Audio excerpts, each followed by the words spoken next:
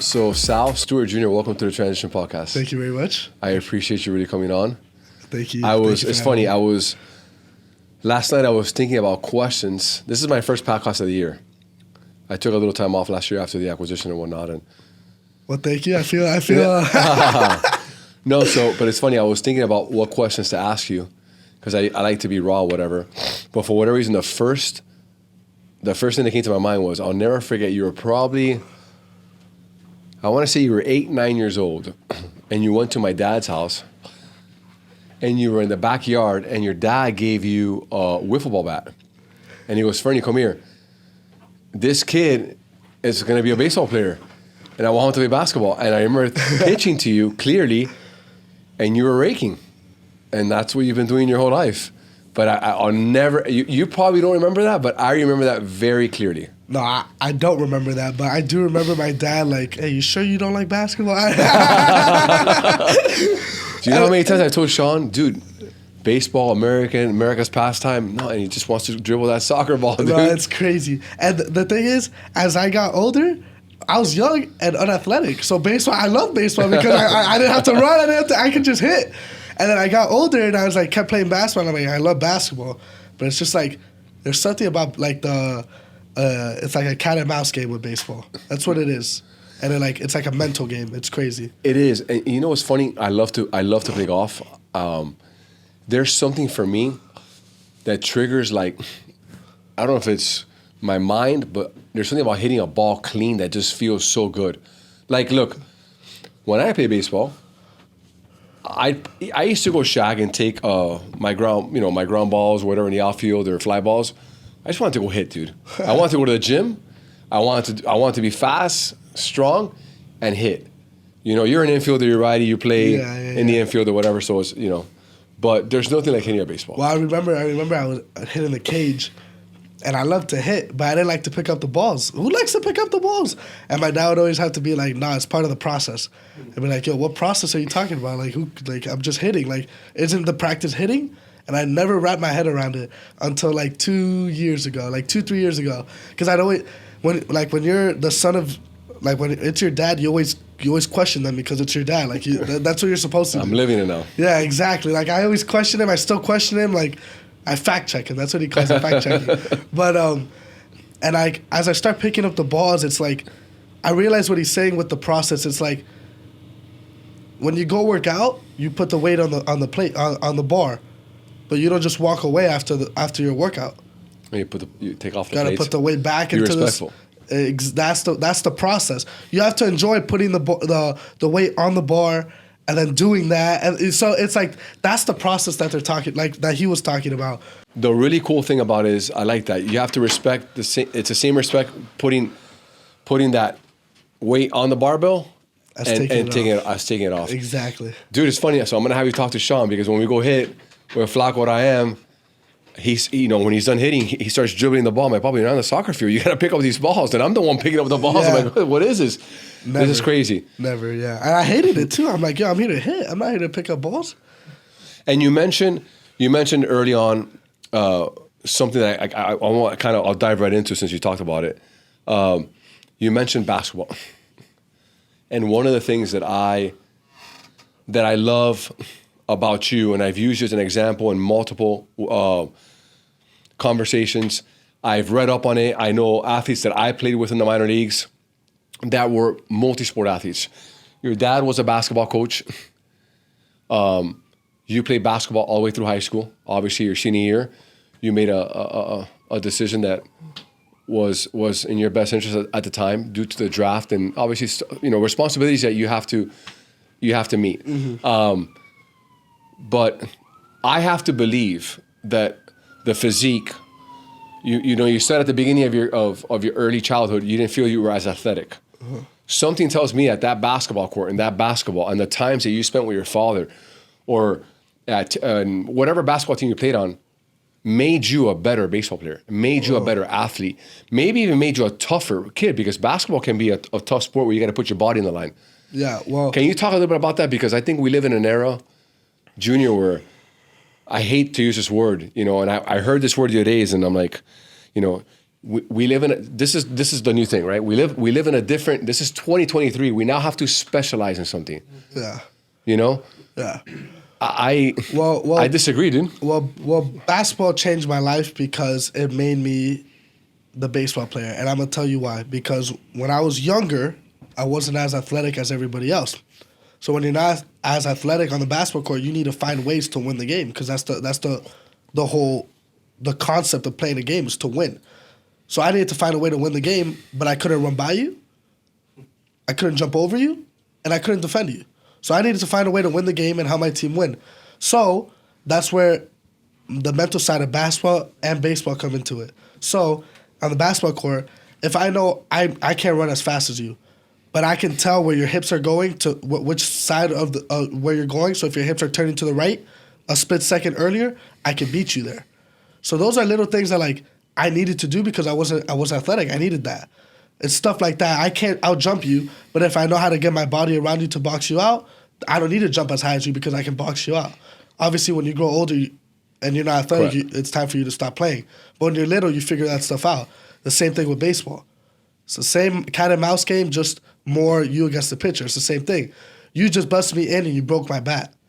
So the next at bat, you think you're going to bust me in again? Of course you are, because it just worked. So that's the cat and mouse game that you kind of play. So people don't realize, like, they just think, oh, basketball is good for, like, your body, this and that. But it's also, like, one of the biggest mental games ever, because the same way the guy just shot over his right shoulder in the fadeaway and made it, the next time he's going to shoot over the right shoulder, he just made it. So now you jump that. And it's stuff like that. The same way when you're hitting, he just threw you an 0-2 slider, you swung and missed, and you look terrible. The next at bat, if you're 0-2, what do you think's coming? The slider that you just looked terrible on. Now you take the slider that you look terrible on, he broke your bat inside, now I can jump the inside pit. So it's just like that cat and mouse game always is being played. So it blows my mind that people say you specialize, because it's the dumbest thing anybody has ever like came up with. No, and not only that, especially at such a young age. Like, look, Sean's playing basketball now. This is a kid that was playing basketball with my brother and your dad. I don't know, maybe played 3 weeks, right? And he's a kid who plays a lot of soccer and he plays baseball. But it's crazy. He's now, you know, at his little school, he's a starting point guard. And it's crazy. So yesterday he had like 10 points, right? He's fast. He's really fast. His feet. So I'm thinking to myself, soccer literally has allowed this kid who literally went out into a tryout at his school with a bunch of kids that play travel basketball. It's not like they're, you know, and he made the team. And I was like, oh, he made the team. Then I show up to game number 1, he doesn't start. Then I show up to game number 2, he's coming off the bench more. And I show up to game number 3, he's a starting point guard. And it's not to talk about him, but I'm just saying it goes to show you that the athlete, same thing, always rises to the top somehow. Now, we can make an argument that hand-eye coordination is a gift. A fact. If you're a kid who baseball is the love and passion you have, then play basketball, play flag football, play whatever, but make sure you're getting your BP and your front toss and your throwing and stuff like that. I was talking about it with Chris before we had started.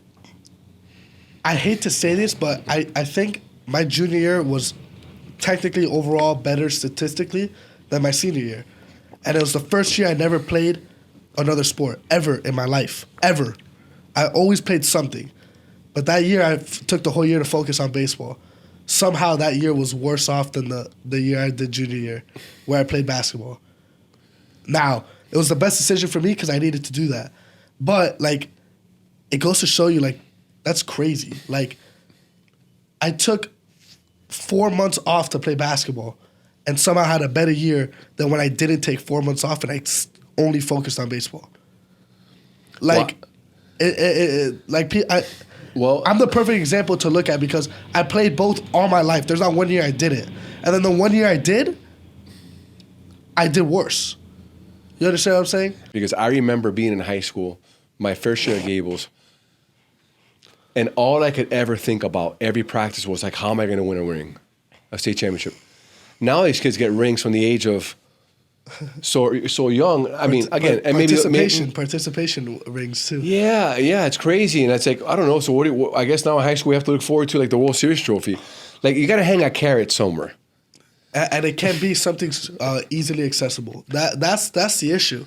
State championship's not easily accessible. Can I tell you something really crazy? I was watching the World Cup, so I'm watching the last game of Argentina and France.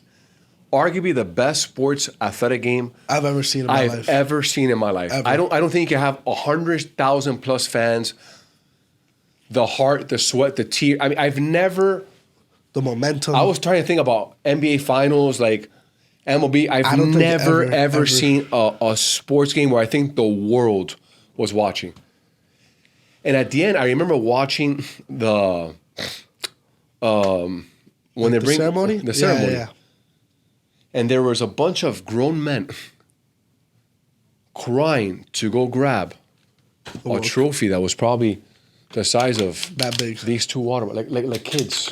Just to grab this thing right here. But to grab that thing right here, the work, the years, the sweat, the sacrifices, the God only knows what happens behind closed doors. What it means. What it means to literally grab this for 10 seconds and go like that. And I remember getting tearing up because I'm like, dude, like, these are men. Grown men. But nobody knows what it took. So, but that carrot was being hung, right? So thank God, at least in soccer, I haven't seen the, like, kind of the same, concept of. But anyhow, I just want to make sure, I really wanted you to exude and to talk on that because I know from watching you play just how you move and the hand-eye, there's a lot that came from a basketball court. All right, Junior, I want to talk to you about what attracts me about you the most. And that's your mindset. And I'm going to be real raw with you. You're the type of kid that can be misunderstood very easily if people don't know you.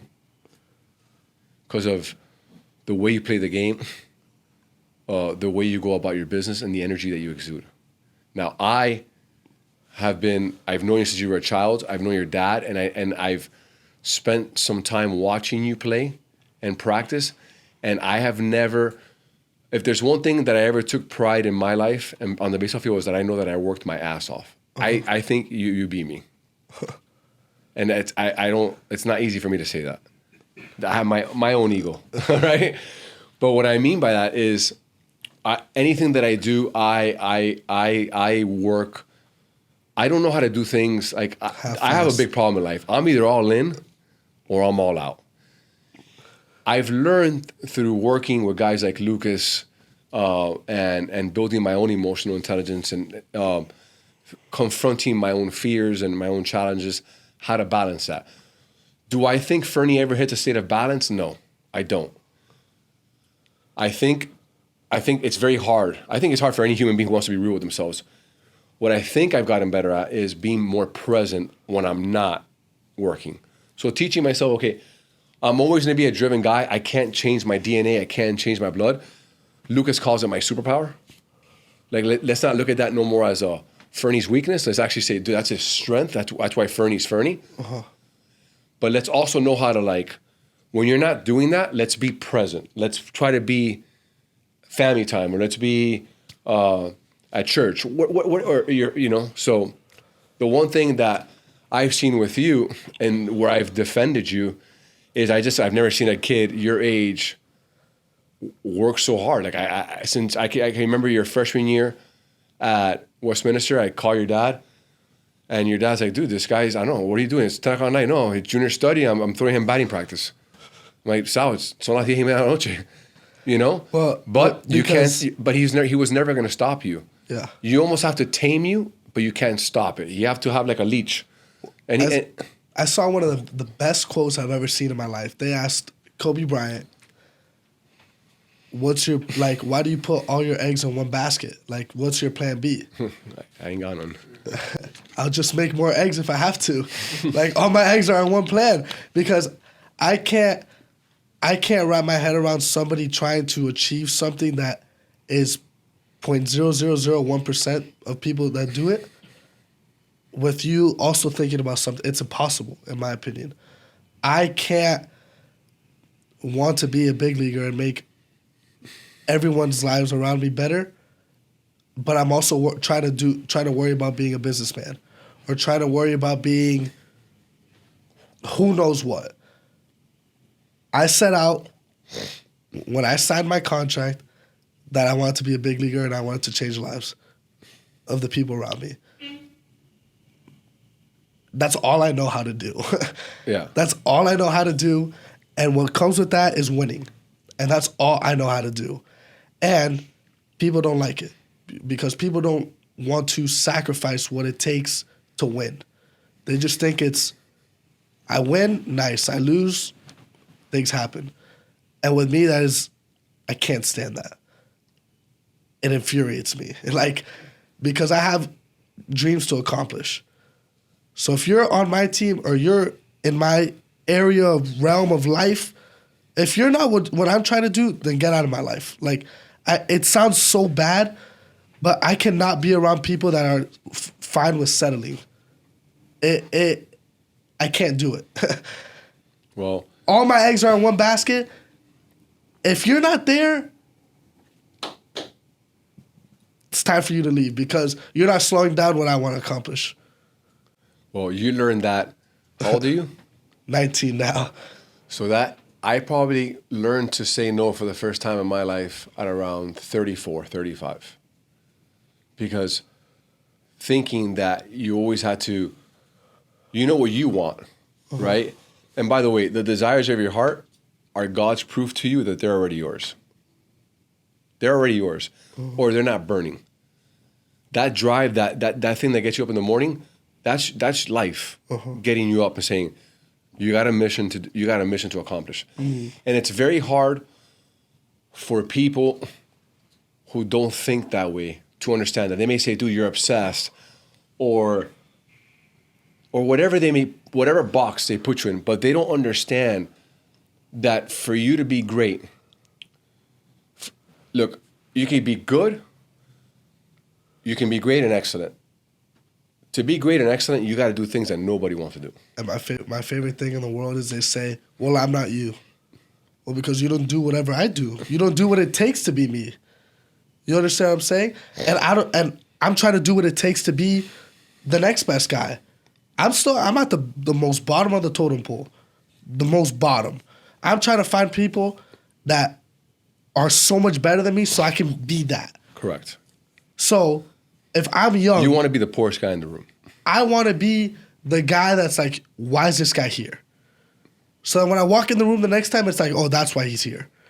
And then when he walks in, it's like, that's him. That's my circle is so small, and I'm just trying to have people around me that have been there, done it, and care about me. It might be 10 people I have. And I'm so happy with that. Because when I make it, whether it's in baseball or if God has a different plan for me, obviously my goal is to make it to big leagues. But if God says, you know what, that's not it. But whenever I make it in whatever realm, it's more satisfying to me knowing that I have like those people. You understand what I'm saying? Correct. That we all reach the goal.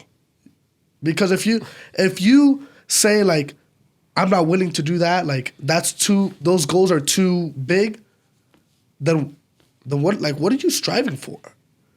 You understand what I'm saying? Like what's your purpose? If you're just trying to be like good.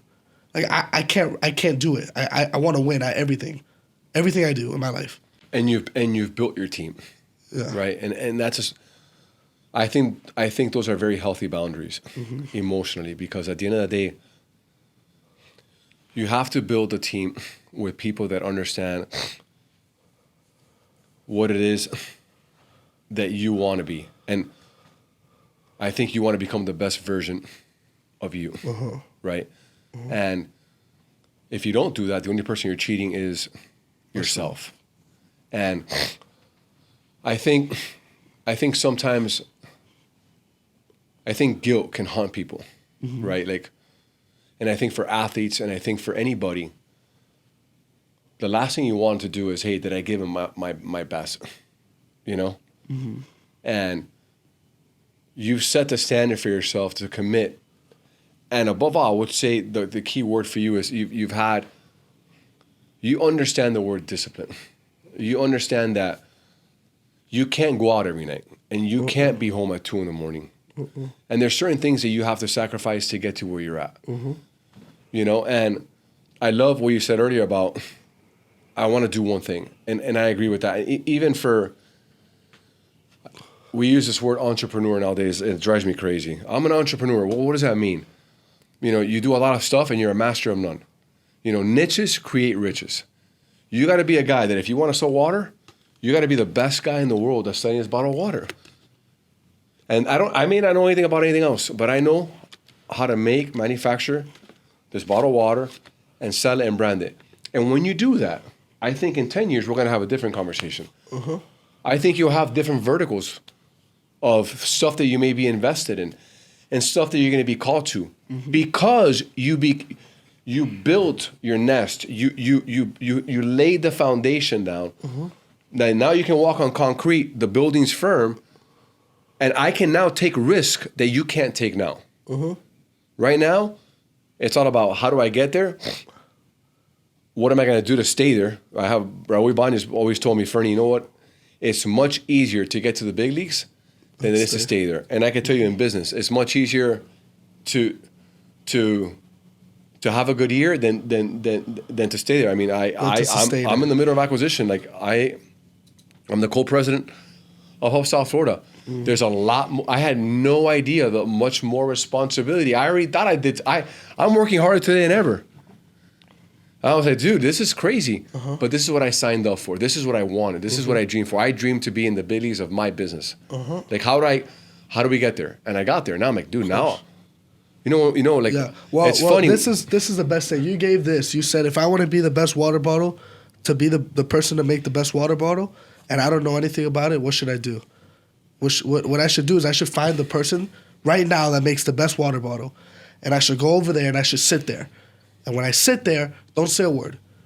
Just listen to everything he says, whether it's about water bottles or whether it's about what he eats.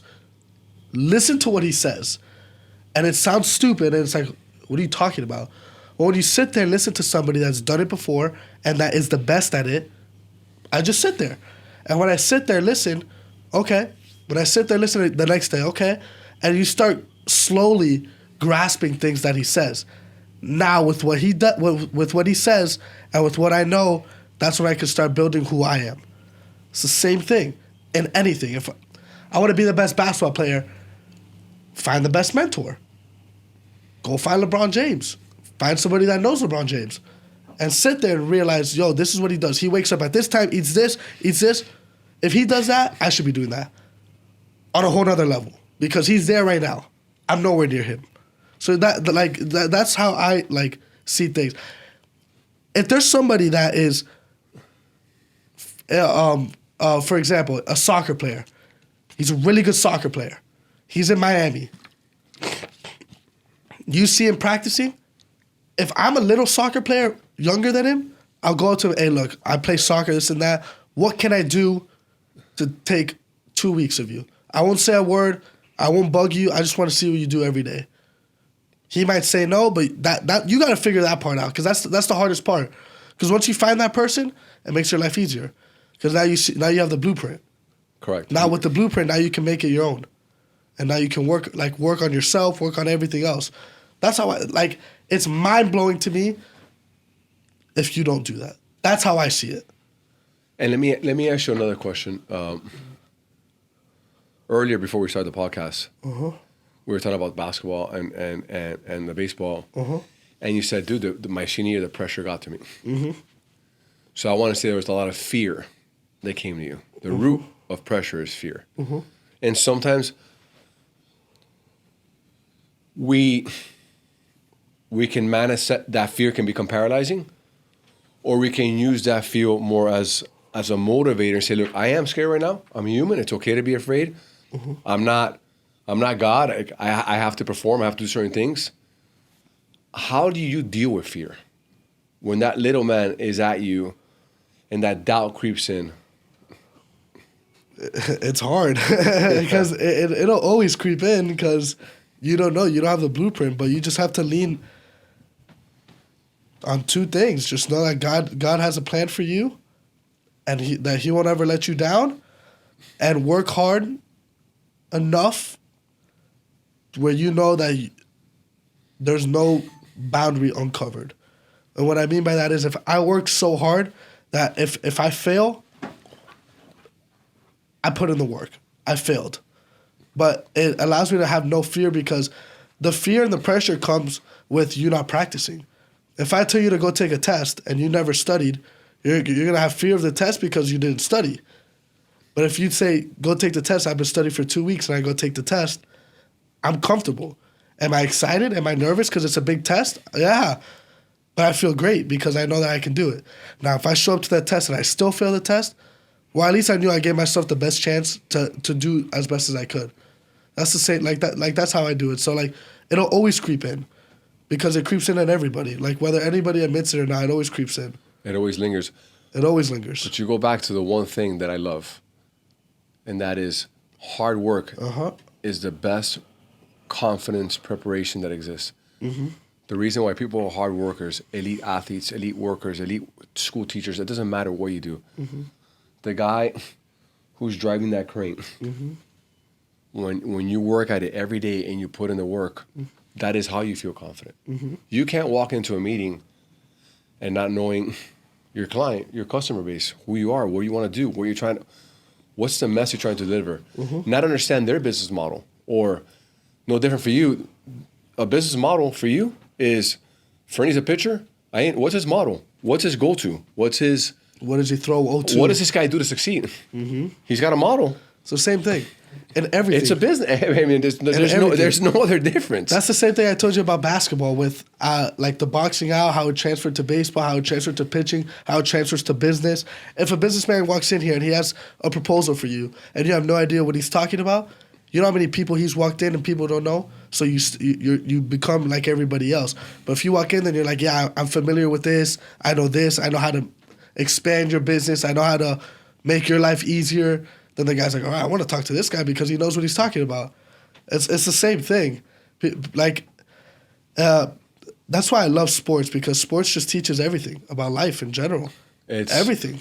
I don't think there's a...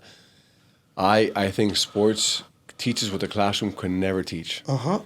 You know, it teaches you to walk with people from all different walks of life. Mm-hmm. It teaches you to know that at the end of the day, it's not about you. How to work as a team. How to work as a team, how to fail. How to have somebody that's above you that tells you, because you can't go against the coach in life. Even if you own your own business, there's still somebody above you that'll say you can't do this or you can't do that, and you got to shut your mouth. And that's one of the biggest things for me, because I'm somebody that I say what's on my mind. Yeah. That's how I function, but I've learned, like, you know what? I got to, with one of my biggest mentors, he's done wonders for my life. His wife actually says, you say as little words as possible. As little words as possible.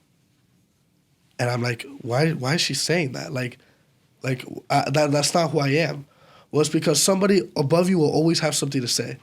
So you know when you talk, when you have your people around you, that's when you say what you have to say. That's when you can like let everything out. But you say as little words as possible, because on a team, your coach has more of a say than you. The coach has a GM. The GM has an owner. The owner has a business guy that probably owns more of his. Everybody always has a higher up.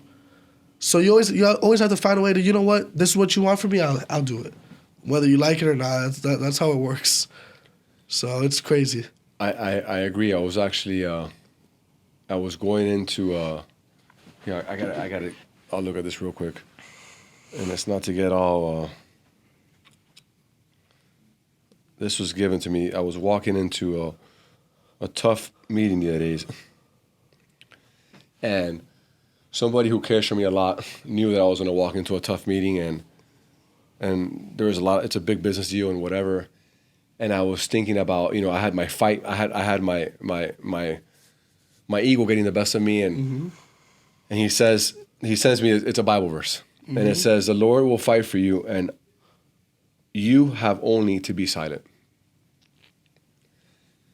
And I walked into the meeting, and I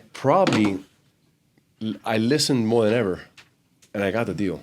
I didn't talk. It's crazy. And if he doesn't send me that at the moment, and again, it just confirms, like, sometimes it's in your nature because of your passion and what you see to want to, and it's in my nature to do that, and maybe similar characters, type A personalities, but sometimes I've learned to just say nothing. Don't say a word. Don't say a word. Because the plans are already in play, bro. And you've already done the work.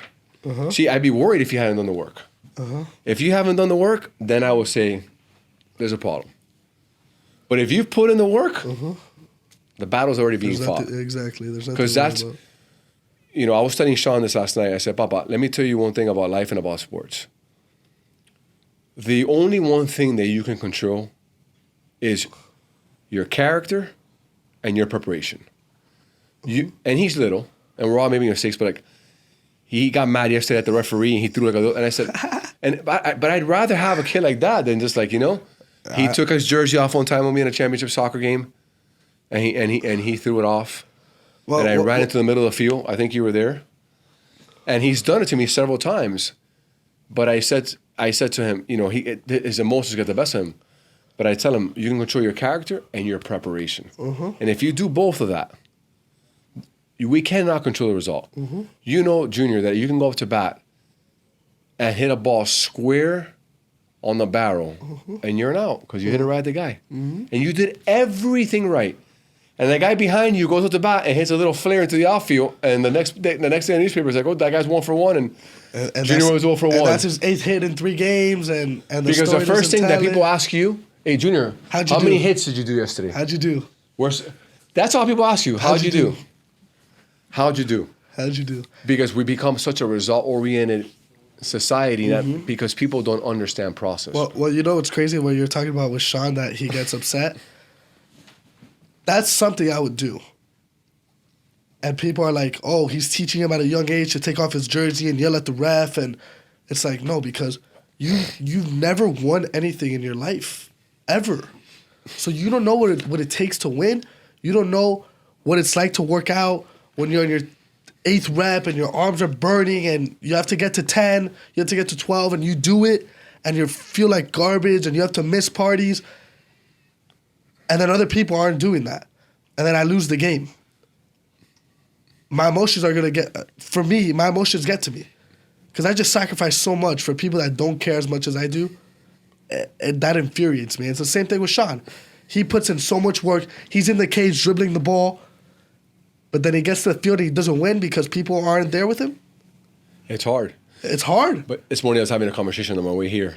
My buddy calls me. He coaches a coach pitch team, and they lost 18-2 last night. And they played a team that was all kids that were recruited, and he has a decent team. And he said that another guy, I'm not saying names on purpose, but you know these people. And he said the guy who runs the whole thing, when he showed up to the game last night, he asked him, how ugly is this going to be today? I guess they kind of anticipated. And he says, my friend says it's going to be ugly. But he said to me, he said, Fernie, you know, I looked at the roster, and I found out last night we were missing. And he goes to me, bro, you remember when we played in Tamiami? There's always one guy that you want to give the ball to. The one guy you want at bat. The one guy you want to, that one guy that just gets you out of that jam that you're in. We don't have that one guy. When the game You've always been that one guy. When the game is on the line, who wants the ball? He's like, we have good players, but there's always that one guy, bro. Like, and he's like, we don't have that one guy. And you know what that one guy does? That guy either elevates the team, and the people who want to elevate with, they elevate, and the people who don't find themselves another team. And that's exactly, his words were elevation. It's crazy. It's not, this ain't rocket science. This isn't a coincidence. That one guy makes everybody around him better. Kobe Bryant was, I don't know if you saw his documentary, was in Vegas during Team USA. Of course, I know exactly what you're talking about. When he comes out of the elevator 100%. at 4 in the morning, everybody's coming back from the club. From the club. And he said, I'll go out with you under one condition. The next day, you come train with me in the morning. I know exactly what you're talking about. Yeah, they asked him, well, I think it was D. Wade and LeBron, where are you guys going? He's like, I'm going to go shoot. And he said the next day, somebody showed up. Somebody else showed up. Somebody else showed up. So it goes to show you the power of the people that you surround yourself with. You know, at some point you become around, you know, Denzel Washington has a famous quote. He says, if you hang around the barbershop long enough, eventually you're going to get a haircut. That can be a good thing and a bad or thing. a bad thing. Well, this is those Right? those kids are young, so they don't know. But me personally, at that age, 12, 11, 13, if I were to walk to a game and my coach were to even think about asking me how bad we're going to lose, I promise you, I walk out of there and I attempt to go fly a kite, and I'll never play for that guy ever again for the rest of my life. I don't care if we lose by 100. Don't you ever tell me that we're going to lose a game. And that's the difference. Don't have people around you that are going to tell you, yes, we're going to lose. Don't ever do that. That's the biggest thing you could... Don't ever do that to me. That's the loser mentality. That's what I call the poor man's mentality. Because you might get punched in the mouth. You know? No Don't doubt. ever tell me I'm going to lose a game when I haven't even started the game. Do you know why I believe so much poverty exists or lack of education in the world? Not to go into politics, that's not the point.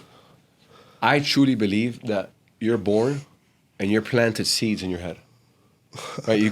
You're born with this beautiful brain. God created you. And all of a sudden, I throw a little thing at him. Hey, man, you know what? We're from here, and this is the best that we could do. This is just the way life is. And you buy into that. Or there's the guy who says, bro, I'm not accepting this. Or the guy that tells the young baseball players only 0.0001% make it.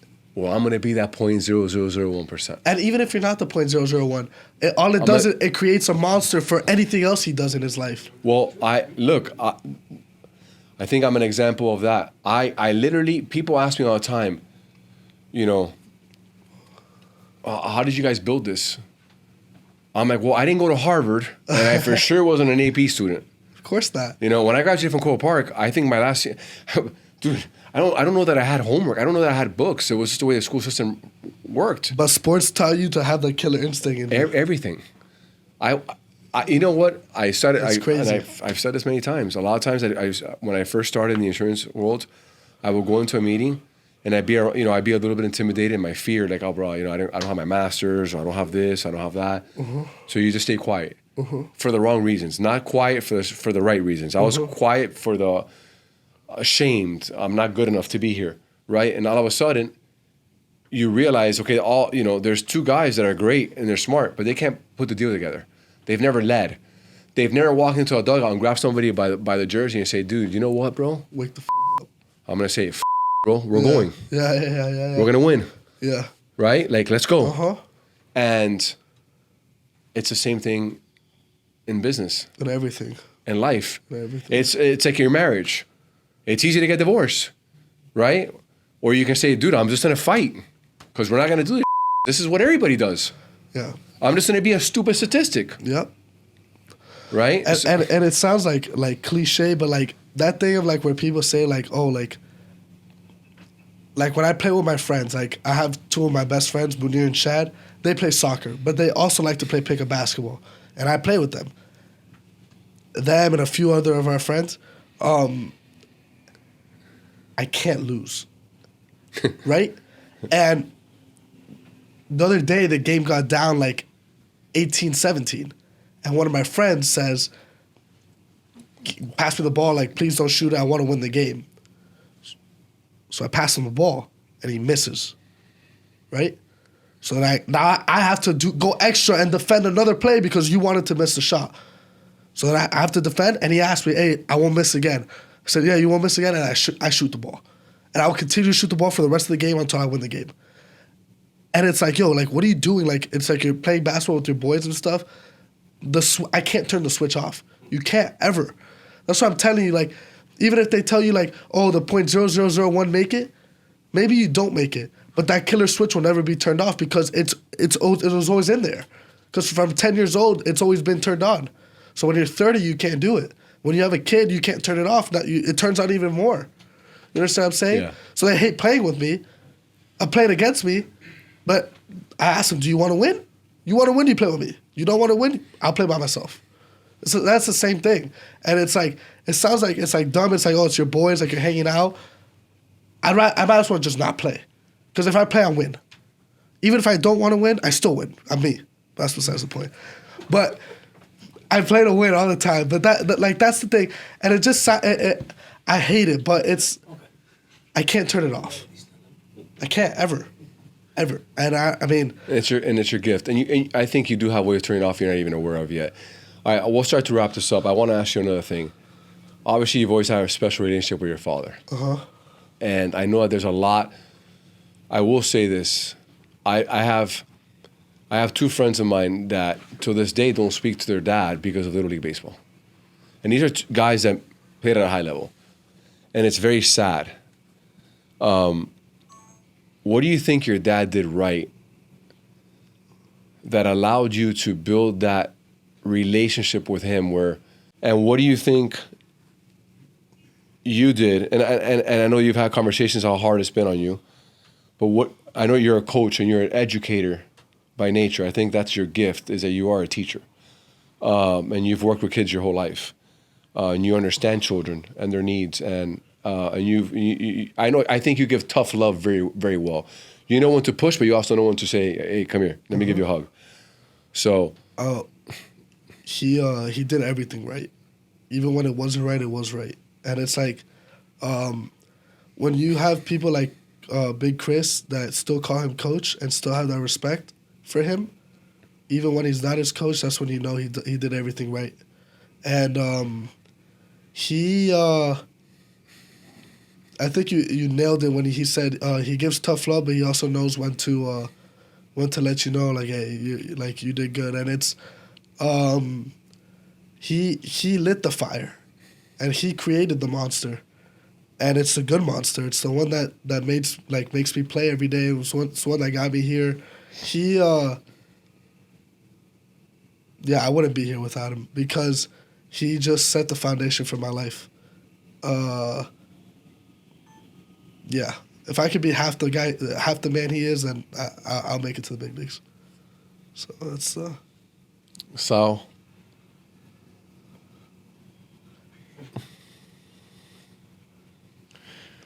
I told you we were going to get raw. Look, I have to ask that question because you guys are the example, right, of what. And I'll be honest with you, I think I look up to your dad from that sense. I think I have that relationship with Sean, and Giselle will tell you, my wife, I ride his ass. Mm-hmm. And there's a lot of times I do it very discreetly. Uh-huh. I do it very quietly. I don't do it in the open. But when he's in the car, I tell him there's two types of people in life. Uh-huh. There's men that want to be great, and there's men that want to be average. Uh-huh. You choose. I will give you I will take off my shirt and take you to the end of the earth. But I can't. The other days, I'm like, you had the shot and you didn't take it. Mm-hmm. You passed the ball. It was your shot. Yeah. Take the damn shot. Yeah. And if you don't, that's fine. You'll play at Westminster. I can tell you right now, you're gonna play high school. I'm betting on this. Yeah. But if you want to play MLS, and if you want to play in the World Cup with the Brazilians that right now are and some kid right now who's walking around a dumpster and saying, "Papa, I'm leaving. I'm getting out. I'm not doing this." That's what you're up against. You're not up against a little boy. That's what you're up against. And you created a monster because... No, I have, and I've planted, and I see it. Because he, that's one of the biggest things is he, I've had everything I've ever wanted in my life. There's not one thing I've asked for that I've never gotten, ever, since I was little. Ever. It's the same thing. It's the same thing with Sean. Anything he's ever asked for, you guys have a beautiful house, you guys drive a really nice car, you guys go to a great school, he has everything. Those kids don't have anything. So they're willing to do whatever it takes plus more than what we're willing to do. And when I see, like, how do I put this? When I see people like Big Chris, Again, for example, he was pushed so much. It made him so much better as a person because he works with you now, right? And yeah, he didn't make it to the NBA for whatever reason it was. I wasn't in his life at that time. But he did make it here. And he made it here because of what they taught him when he was 8 at St. Timothy, or what they taught him when he was at Dayton, when he was the man. He's the man of the college. All those things is what they teach. It's the same thing here. My dad didn't do it discreetly. He did it in front of everybody. And he did it in front of everybody because he wanted me to know that I wasn't bigger than anybody else. That he was going to punish me, but when I went on a competition, he was the first guy that was there for me. So I know no matter what, he can yell at me a million times, a billion times. He can say whatever he wants to me. I'll never disrespect him for the rest of my life, ever. I've never done it once, and I'll never do it because I know it's good intentions.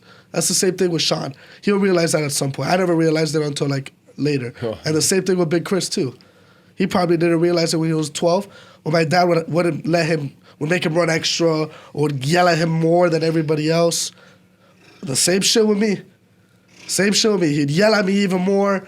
He'd fucking tell me I was unathletic. He'd make me run extra just because. I'd be at the camp and I want to win and I'd yell at the referee. He'd kick me out of the gym. I wasn't allowed back in the gym.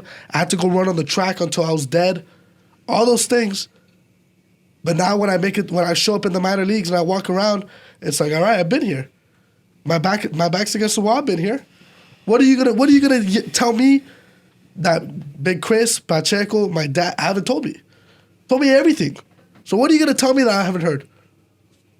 You understand what I'm saying? Same thing with Chris. What's someone gonna tell him that my dad hadn't yelled at him before? Chris, you slow, you suck. A billion things. But nothing that they ever tell him now is going to change what he does. It's the same thing. You get on Sean now. When he's in the FIFA World Cup, you think when the fans are yelling at him, Sean, go back to America, whatever they have to say. You're going to think I'm crazy. The other days, I put him to shoot free throws.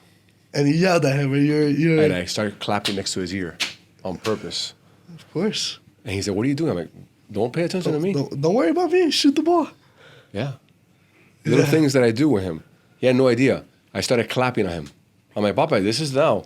If you decide to play basketball, you're going to have a gym full of people screaming at you. And he won't realize it now? And if you and listen, in soccer, I see it. But I don't want, I want to go, I want you have been the key to this whole thing. You as a father, you and as an educator, you've helped a lot of kids. Now, obviously, this is your child. When you look at your journey, which is, in my opinion, just beginning. Because now, I told you when he got drafted, he needs you more today than before. And it's not going to be the same. It ain't going to be Southwood MVP at Tropical Park. It's going to be, I got you. You're going to do this. I know it's rough. I know it's hard. The 0 for 30s are going to come. It's going to happen. It's just the way it is. I pray to God it doesn't, but it's going to happen. 30 at-bats are going to happen in a week. Right? So if you were talking to a dad, right, whose son is, and let's be realistic, guys. There's a lot of dads out there that, no, my son's a star. No, your son's not a star. You got to help him become a good player. No, I'm not even respectfully. Yeah. But when you're a father, building a relationship with your son, what's one thing that you think you've done intentionally to really know that you were preparing him, man? I think as a player, as a person, you gotta learn how to compete. And I think if you can teach that at a young age, you set the foundation for everything else. So I made some mistakes, as I was coaching in my young years. And most of the mistakes was communication. Like, I had to communicate better. When my son came around, I knew there was 3 things I wanted. That this is not up for debate. You have to learn how to compete. You have to work hard. And we win. We're a very competitive family. Like, even right now, my wife is competitive, my daughter's competitive, Junior is super competitive. It's just, I knew that those 3 things is what sets everybody apart. And I just feel that, you know, if I can win you over, if I can be honest with you, then I can take you to, regardless of what, I can go to one end where I'm drilling you, but then I can also say, well, you did what you're supposed to. Now we're getting better now, so let's keep going at it. You know? And I remember a funny story with Chris. Chris was dominant in middle school, right? Dominant. He was just he was just dominant. And I want to say his 8th grade year, he comes up. I pull him aside and I said, look, you're not going to score in the paint anymore. You can't score in the paint. It's not even fair. It's getting boring. Yeah, and he was kind of like, he was awesome like that. Just Chris was just always wanting to get better. But he goes, okay, but like no layups? I said no layups. So, right? So now we gotta work on your shot. We gotta work on your two dribble pull up because you can't score in the paint. So the general Fernando comes over the next day. He goes, what are you doing? You can't score. I said, Fernando, this kid is different. We're gonna prepare him. And that's where I think most people You were all willing to even almost sacrifice losing the game. Correct, because And he knew you that. can just get on the ball inside. He could just. And we win by 30 every game. And he knew that. My point was that don't tell him or the kids what they need to do. That's easy.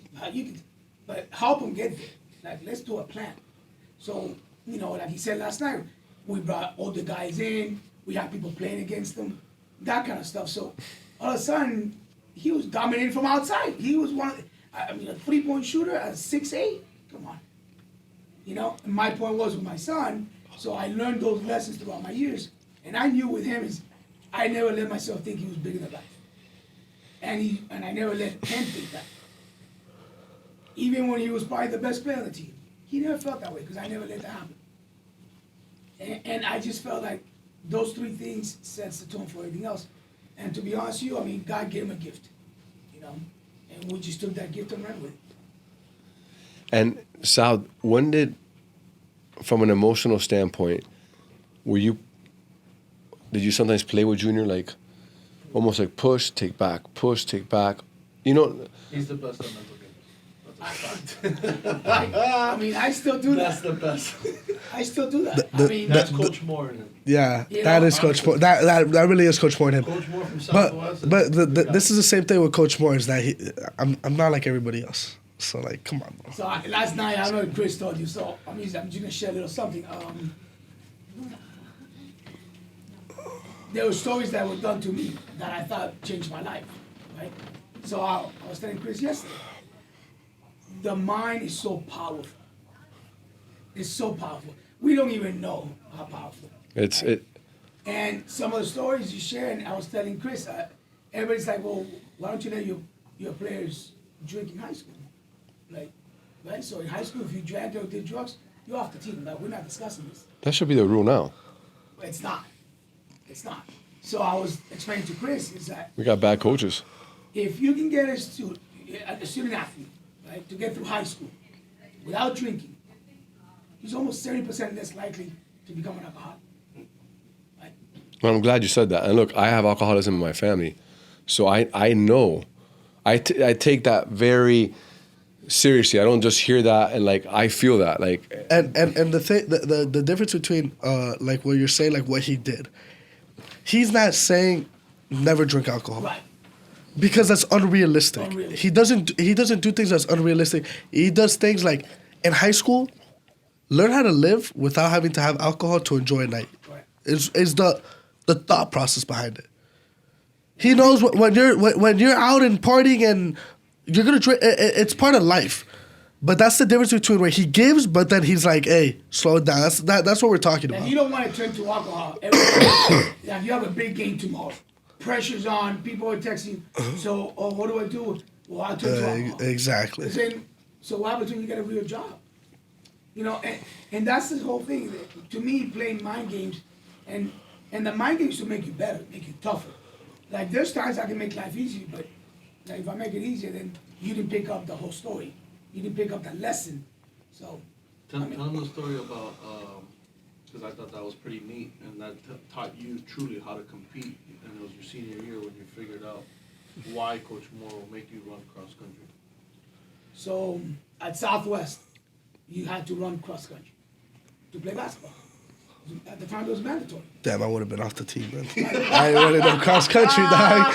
I ain't running. Well, we ran cross country without being on the cross country team. Yeah. So, man, my sophomore year, we're running, and we're talking about like you're running 5 miles a day. Yeah, you're running practice. a lot. Like the races were 3 miles, but practice was like 5 miles. And I was like, man, like who does this, you know? And I'm getting into it with him, and I remember, challenging him my junior year. I said, like I just don't get why we do this. Like I don't understand it, and we're kind of just going back and forth with him. So my senior year comes around, first race of the season, and you have the top 5 guys that they get points in cross country. Like your top 1 guy, your top 2, your 3, whatever. So the race comes up, and we take off, and we're getting down to the last maybe 200 yards. And I remember I was the 4th guy, right, for my team. And as we turn the corner, here comes another runner, and here we are next to each other for about 200 yards. He takes off. And I'm like, no, man, like I can't let that happen. So I'm taking off, and here we are going down the stretch, and boom, like with about 3 or 4 steps, I get him. Finish the race, I'm kind of tired, I'm dying out. Coach looks at me straight in the face, he goes, get in my car. Like, man, what did I do? We just, we did this. In the car, he goes to me. He goes, he doesn't, number one, he doesn't believe in compliment. Like, he just doesn't. So he tells me, he goes, today is the proudest moment since I've had you for 3 years. I'm like, seriously, man? Like a cross country? You're talking about hitting a 3-pointer here, He goes, remember when you asked me why do we do this? He goes, I'm gonna tell you why. He goes, because if I can get you to compete in cross country where you guys don't like it, where you're at a disadvantage, what do you think is gonna happen on the basketball court when you do what you want and you're doing what you love? If I can get you to compete out here, I know we're gonna have a good season. And then I said to myself, wow, he played mind games with me this whole time. So I learned that It was intention. there was an intention. And he didn't want to tell me why too early. He waited for my senior year to explain to me. He waited for your moment. That's it. Yeah, that ain't for me though. I compete regardless, dog. You don't make me run to compete, dog. But how That ain't cool for me. was that? And I did that stuff with him all the time. I did things with him all the time. That it was just to challenge him, to teach him how to compete. We would go to a basketball tournament. He can tell you, I'll tell the basketball guy, hey, he's a baseball guy. I'm just letting you know. Like, if, you gotta let him do both. We would go to the baseball, and I would tell the baseball coach, his number 1 sport is basketball, man. You just gotta help us out. You gotta work with us. So, it was never one sport. It was always both sports at the same time. We gotta deal with it. All right, guys. What's the wrap, man? I really appreciate you coming on, Junior. Thank you. Thank you for having me. I appreciate cannot it. wait to watch you play on TV. I think it's going to be an amazing journey. I think Not so, only too. do I think you'll get to the big leagues, I think you're going to be the 1% of the 1% in MLB. I think I really hope so. you definitely have it. My prayer for you is that you remain humble, remain emotionally intelligent, understanding too much was given, much is expected. Uh-huh. And the results are just going to take care of themselves, man. Yep. You put So, you used the word humble, and we have a couple sentences. So But we have more than a couple. I wanted to tell you because the word humble gets used around a lot. Yeah. Right? I think with your story. And you mentioned that some people that don't know Junior, right? You said, oh, they can take it the wrong way. And you probably won't like this, as we try to keep things, in the circle. We don't really get out too much about that. But when you talk about humble, so he gets drafted. He gets his contract or his bonus. first thing he does, he takes care of his people around him. Takes care of his trainer, takes care of his mentor, takes care of anybody that was part of it, he takes care of. And the reason I'm telling you is because there's a story out there, and I think people don't want to listen to the story. So he takes care of these people, right? He calls me up. He tells me, "Yeah, I want to take care of everything in the house. So you guys are already worries." I said, "Nah, that's not necessary." So I go, "You wanted a necklace. You worked for that. Let's go get you that necklace." Goes and gets his necklace. Takes off 3 weeks later. Money's taken care of. Financial plan is taking care of all this. Calls me up. He says, "Hey, Dad, I want to get my sister a car." I say, "Pops, like the money's, taken care of. Like we just can't do that." He goes, "No, man, I got 2 endorsements, a couple of things. I want to use that money for that." I said, "Man, but like we don't have that, nah, man. My sister's been there for me. She's worked hard for me. She's gone to other games. My sister needs a car. So I'm gonna use my money for the endorsements, and that's what I want to do." Christmas comes around, gives his sister a brand new car. That to me is a humble young man. Don't say it. I want to see it. And he doesn't like it that I say these things, but that's my point. That know the person before you reach to a conclusion without knowing what's going on. On the field, on the court, it's a different animal. But know the person off the field, off the court, before you make judgment of people. Well, you know what? And that's, Not everybody's gonna get to know him. Not everybody's gonna be allowed to know him. but I get it. It's by choice. And we all know that. I watch some of these guys that are successful, and people come out with these insanely things about them. And the world is full of hatred and haters, and it's real. Yeah. But it probably means you're probably doing something right. Mm-hmm. And that's the point. It's not. So- I don't think it's cockiness. I don't think it's anything else other than confidence and know the person before that. So talk about humble. That's an experience. That's a story about what humble really means, not just saying it. You know what I'm saying? Yeah, and how do I want to put this in the right way? People like to speak without knowing, right? When Judge. and they really like to only capture one side of the story. And I'm gonna use my words wisely here, so let me think about how this goes. You're either with me or get the out of my way. Those are the words I wanted to use wisely. And the reason I say that is because people like to talk a lot of garbage. And if I were to listen to everything that anybody's ever said about me, there's no chance I'd be where I'm at right now.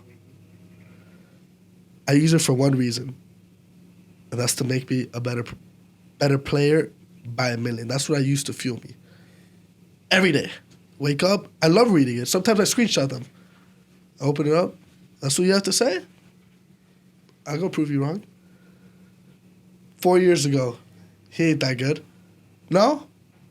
I'll go win player of the year. He still isn't that good. He's not first round. No? I'll go prove you wrong. Now, he wasn't first round worthy. No? I'll go make it the big leagues. And everyone's always going to have something to say. But now I better work just as hard to make sure I continue to prove them wrong.